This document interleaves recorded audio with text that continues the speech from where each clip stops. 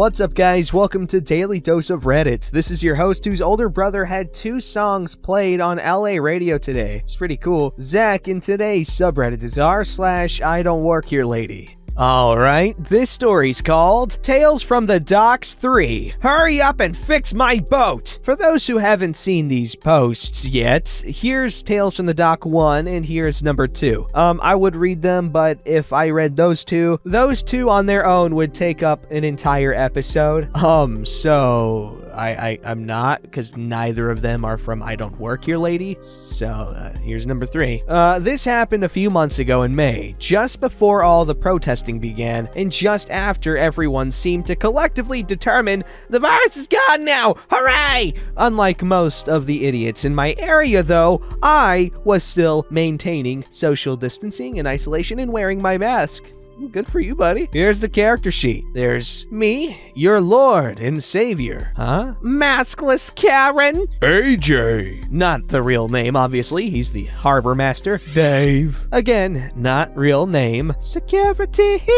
So, for those of you who don't know, I make canvas coverings for boats. I make everything from fabric seat covers to full enclosures with plexiglass sewn in. Unfortunately for me, while all the sewing can be done without coming into contact with others, and the materials can be ordered and shipped to Be My Shop, I still have to go into the out in order to take measurements, make templates, and do the fittings. I do make it a point to ensure that my clients are not on their boats when I'm doing my work, though. Now, on this fateful day, I happened to be on one of my clients' boats, finishing up the template for a cover for the front windshield, as well as the bow hatch, minding my own business and enjoying a fantastic audiobook. I saw maskless Karen out of the corner of my eye, cropped haircut and all, just staring at me. Paying no mind to her, I wrapped up my templates and began gathering my things. As I was putting the templates into my toolbox, I felt a knocking on the boat. I looked up to see an angry maskless Karen whose lips wouldn't stop moving for a few minutes, making exaggerated gestures with her arms towards me whilst standing right next to my client's boat. Mostly continuing to ignore her, I grabbed the last of my tools, then taking my time, I turned off my audiobook and took out my earbuds. Immediately, I began wishing I hadn't.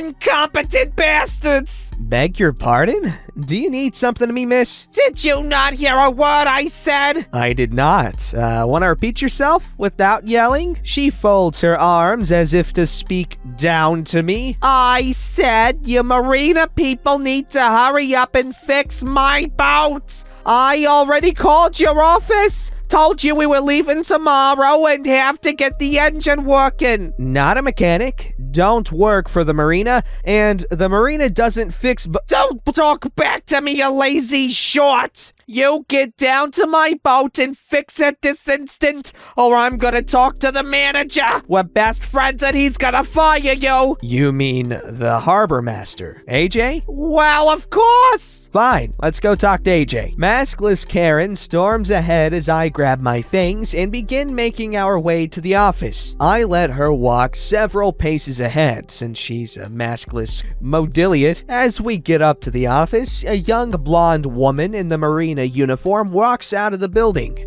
Of course, maskless Karen takes the opportunity to run further ahead of me while screaming and pointing at me. Taking my time, I catch the tail end of her tirade. Your manager now! Have this imbecile fired and go fix my frigging boat! I thought you said you and AJ were best friends. Of course we are, but I need this stupid bimbo to go get him. But you're talking to her. No, I need... Wait, what? Right here. She taps her name tag that says AJ, Harbor Master. Maskless Karen, completely stunned, stood there, mouth agape, looking back and forth between AJ and I. Sorry about this mess, sweetheart, but I gotta split. No, you get back here and do your job! She reached out as I was walking away and grabbed hold of my left wrist. Quite tightly, I might add. Now, I don't like confrontations very much. I don't like interacting with people in general, and I really don't like being touched, especially by maskless idiots. But this douche had already interrupted my audiobook time, screamed at me for several minutes, and now had threatened my health, so I feel a little justified. Breaking her grasp on me, I placed her in a little wrist lock and proceeded to take her to the ground. Multiple times she tried to turn her head and spit on me, calling me a liberal sheep and how I'm an idiot for believing in a fake disease because I was wearing a mask in between her screeches of pain and agony because of the mild discomfort caused by me holding her hand. AJ went and grabbed Dave, and he escorted maskless Karen off the property, never to be allowed to return. Thank God for private marinas. She went kicking and screaming how I needed to be arrested or executed for trying to kidnap and violate her in a horrible way or something. Never saw maskless Karen again. Thank God. Apparently, AJ canceled her Mirage, so I've got no Mortgage. Is that Mortgage or Mirage? So I've got no what's happened since. Seriously, some boat people are nuts. A lot of trailer trash kind of folks around here have boats for the same reason they have Cadillac SUVs. At work and on social media, it makes them look wealthy when in reality, they're stuck making payments on a stupidly large loan for the next 20 years. But the attitude is so much worse than the rich folks that they're trying to imitate, as if all the wealthy folks are so snobbery. In other news, I need a more centralized place to tell my tales of crazy boat people. Posting my stories on all these different Karen subs is gonna be messy. Any suggestions would be appreciated. Okay, well, that was a really good story. And really ridiculous. What? Also, I used to think boats were stupid, but now I understand the appeal. Like, how cool would it be to... I'm not gonna say the reason why, but I'm sure a lot of you guys can guess. Just the freedom and the fun.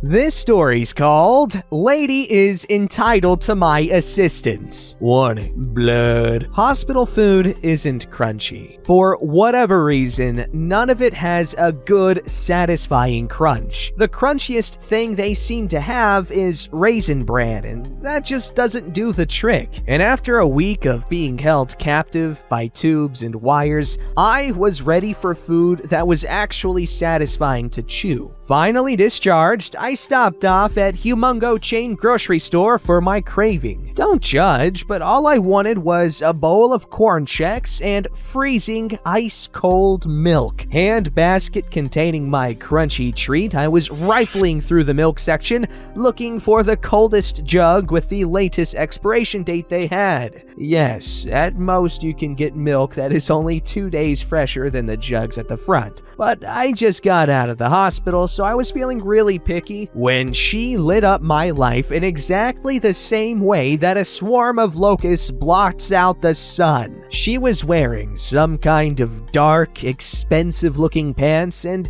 a white, dazzling shirt over boraxed silk blouse with draping folds that just screamed, "I have more money than you." I was bending over, head stuck in the cooler, and I could hear her talking about how we were out of some organic, grass-fed, free-range, no-hormone royal cows that have never seen a poor person milk. I think the stuff sells for around $12 a gallon, and Big Grocery Store keeps all of that stuff in their pretentious section where freezers are filled with $10 microwave dinners, $6 designer chips, and tiny cans of artisanal spring water carbonated with mermaid farts. At any rate, I'm not in that section. I don't work there. I don't care about her, so I ignore her. Big mistake on her part. Suddenly, I have a snake hissing in my ear the words, "You will look at me when I am talking to you," and my wrist is grabbed and pulled. Now, I had just been released from a week at the hospital where I was, on among other things, a heparin drift, blood thinner, constantly fed through an IV tube which had been taped to my wrist, exactly where she was now grabbing me. The tube had been taped down, and while I ripped off the bandages before I left the hospital room, there was still some significant sticky tape gunk in the area. Whatever that stuff is, it usually takes 3 showers and a bottle of alcohol to get rid of all that sticky. What else might stick to tape residue? How about mean woman fingers? She grabbed my wrist and yanked my arm up, but her fingers happened to stick to the skin a bit, resulting in 2 things. The sensation for her of getting some pine sap on her skin, and my skin being twisted far more than she expected. Not that she would have cared anyway. The twisting and pulling of the skin released a bit of blood from the IV site. Just a couple of drops, not really a big deal, but enough so that when she felt this sticky gunk on her fingers, she instinctively wiped her hand on her sleeve, leaving a small trail of blood on that field of spotless white. You know how some people pass out at the sight of blood? I mean, I don't, but she sure did. She dropped like her facade of friendliness if her triple whipped ice-spiced happy no-fat soy mocha at Starbucks isn't served on a silver tray balanced on the back of a unicorn. And that's when the staff started to run up. Typical shouts of, "What happened? Call an ambulance!" followed, with Milady regaining consciousness within a minute or so and starting to scream about how I, the store employee, had thrown blood on her, clawing at her blouse and going into absolute hysterics. Store security had arrived and was glaring at me menacingly, demanding to know what had happened. Fortunately, I had an ace just a few inches up my sleeve. An ace which I played as I said, "This lady grabbed me and it really hurt." The thing about heparin is that it is the only drug that can go into that specific IV site. I needed many other IVs in the hospital, so I had another IV site just a few inches up my arm where they'd been injecting all kinds of other things. And that site looked ugly. A bruise the size of a silver dollar, brown and yellow and green, as if a parrot had binged on tricks and Lucky Charms, then threw up in the ball pit at Chuck E. Cheese. Previously hidden under my sleeve, I made sure it wasn't hidden now and displayed that bruise of honor like a middle-aged man displays a trophy yoga instructor in his convertible. She grabbed my arm because I wasn't paying attention to her and yanked. She left this bruise and it really hurts. That, coupled with the hospital armband I hadn't yet cut from my wrist, seemed to be all that I needed to turn the tide of opinion to my favor. I gave a statement to the police, who had eventually arrived, told them I wanted to press charges, got my milk, and headed for the door. A few days later, I received a call from a detective or a prosecutor or somebody, and they told me that they had come to a plea agreement of some kind fairly quickly, and if I wanted to write out a victim impact statement, to have it in within a week. I told them that as long as something went onto a record, I was fine. The crunch was indeed satisfying. Damn! That was a good story. Thank you for sharing, and that was a very creative use of your other injuries. Die, Karen, die. Or just get that slap on the wrist. I don't even think she'll get a slap on the wrist. She's obviously wealthy, right? She can probably make this disappear. All right, this last story's called First Mistake, Red Shirt in Target. Note, this happened when I was 18. I'm a girl, 5 foot tall, and since age 16, have always carried a pocket knife with sort of a trigger just for my peace of mind. Also, I've got a huge thing about physical contact and do not even like family, friends initiating any sort of hug, pat on back, etc. without asking. I was in Target for the first time and I was by myself, sorta just checking it out because we'd always been too thrifty to go to Target growing up. I was minding my own business, strolling through the aisles with my basket of slightly overpriced herbal tea. I end up in this cool snack section where they had seaweed packets and tossed 2 into my basket when I realized there was a man, mid-30s, early 40s, that I've seen in the same aisles as me quite a few times. No big deal, it's just a coincidence, right? I peruse a couple more sections in the big store and eventually end up past the baby kids section and see the same middle-aged guy sort of hanging back from me, but he's following me with more intent at this point. Getting a little nervous, but it's not like anything is gonna happen to me in Target. What's he gonna do? Kidnap me in the middle of Target with hundreds of people in it? I keep going, and eventually I see the kitchenware section. I stop and look up at the signs to see where exactly I want to look around. Ah, there! I take a step forward, and just as I do, the same man from earlier grabs me by my shirt collar and says, "Excuse me?" And without hesitation, I grab my side, deploy my knife, point it at him, and yell back, "What the hell do you think you're doing?" We're right outside an aisle, and there are people around who saw him grab me. He looks shocked, jaw slacked, and everything. I repeat to him again, just as loud and just as expletive-filled. "Who the hell do you think you are? Why are you following me? Why did you grab me?" He snaps out of it a bit and says, "Are employees even allowed to carry knives? What the hell are you doing? Where's your supervisor?" Now it's my turn to look dumbfounded. I said, "I'm not an employee, and even if I was, do you really just grab people wherever you go? Especially younger women?" At this point, we've got a small crowd, and I feel safe enough to put my knife back in my pocket. He spits back, "Well, if you had been paying any attention, you'd know that I've been around you this whole time trying to get your attention,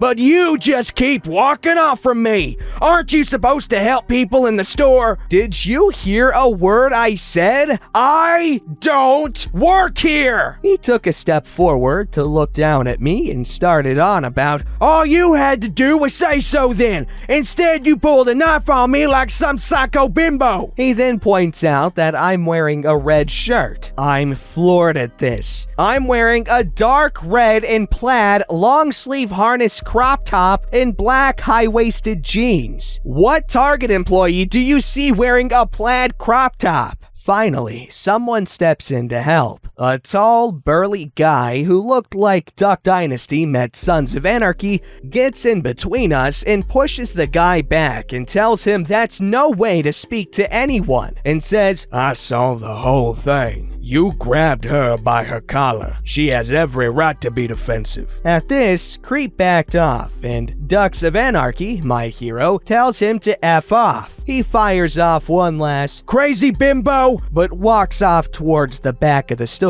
I sincerely thanked Mr. Hero, as I was truly grateful. Being a smaller person, even with a knife, you don't feel all that threatening. I took my crap straight to checkout and left. Never in my life have I thought about grabbing a stranger, employee of a store or otherwise, to get their attention. I wouldn't even tap on their shoulder. If you just say, "Excuse me," or "Hey," you're likely to get the attention of everyone in the immediate area. Maybe I was just raised differently, but I feel like not grabbing strangers is a pretty obvious social no-no. Or no, you feel like grabbing strangers is not grabbing, is double negative. So don't grab strangers. Another note. Yes, I know it's a bit paranoid to carry a knife everywhere, especially into Target of all places. I also know I could have handled this very public situation without taking my knife out. But when fear kicks in, instinct takes over. I wouldn't say I regret how I handled myself, but that's just evidently psycho crazy me. Okay, well, I will say this.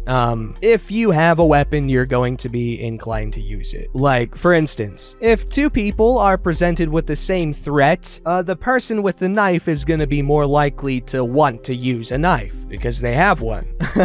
However, this may result in escalating a situation into something that wouldn't have happened had you not pulled a knife on whatever you're pulling a knife on. Then again, better safe than sorry. I think I'd rather be in a situation where I have a knife that I don't need than I need a knife that I don't have. However, I think it's worth establishing a sort of minimum threat level to justify a pulling of your knife out, just so that you avoid escalating a situation and someone gets hurt as opposed to nobody getting hurt. hurt. Anyway, OP, you did nothing wrong. You protected yourself in an admittedly scary situation because no one's supposed to stalk you around a Target, okay? You're supposed to be able to shop without worrying about that sort of thing. So you're safe, and that's what matters. Don't forget to like, subscribe, and hit that bell to never miss an episode.